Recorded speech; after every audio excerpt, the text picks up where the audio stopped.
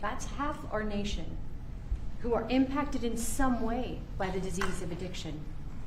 And I am one of them. I started drinking in high school, and I was a blackout drinker from the start.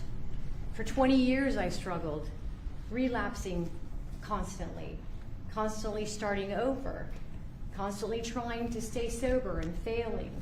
And I reached a point where I truly did not believe there was one single reason for me to keep living, and I was suicidal at the end of my drinking. One day I was out walking alone. I didn't have faith. I wasn't religious, but something in me said I should ask for help. And out loud to no one, because it was just me, I said, I don't know if anyone is there, but I need help. And that was the day I became sober. 15 years later, I found myself somehow standing in front of people as First Lady of North Dakota, thanks to him.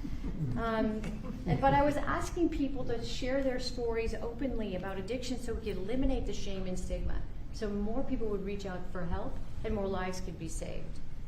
And today I'm standing here in this incredibly beautiful Oval Office. And if not for the grace of God, I would not be alive today with over 23 years in recovery.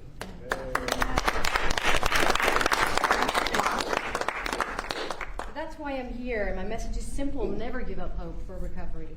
Mr. President, I also want to thank you for allowing me to stand here with you today.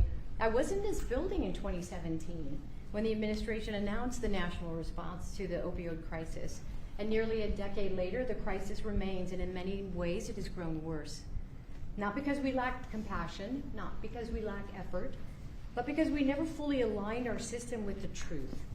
Addiction is not a moral failure. It is not a character flaw, and it's not simply a behavioral issue. Addiction is a lifelong, chronic, relapsing medical disease as real as diabetes, cancer, and heart disease.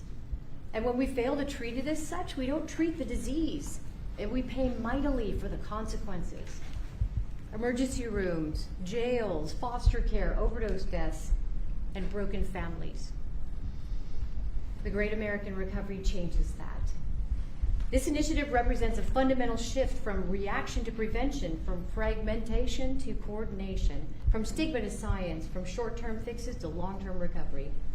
And for the first time, we're aligning federal leadership across health, justice, labor, housing, veterans, social services, the faith office, and education around one single shared truth. When addiction is treated early and correctly, people recover and families heal. Addiction is a generational disease, and if we don't treat it properly, it repeats from parent to child, from community to community.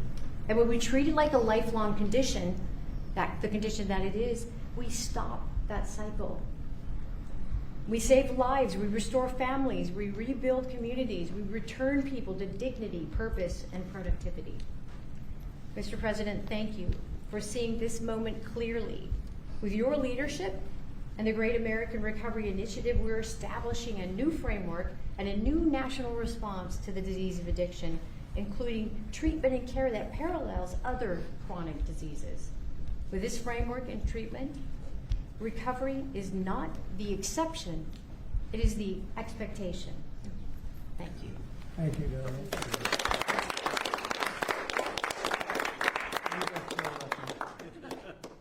You know, I saw them riding horses in a video, and they said, "Who is that?" I was talking about her, not him. And I explained it. I said, "I'm going to hire him because anybody has somebody like you to be with." It's an amazing tribute, and it's a great couple, amazing couple. And she's very much a part of his big success. He was a fantastic success, as you know, having been one of the most successful business people. And I saw him campaigning, a great governor, two-term governor. He did a fantastic job, North Dakota. And he's done a great job, and I'll tell you what, Catherine's a very big part of it. I see it. It's just really one of the fantastic couples. So I appreciate it. What a beautiful job you've just done. And I'm going to give this to you, and you can figure out what you're going to do with Bobby. You know.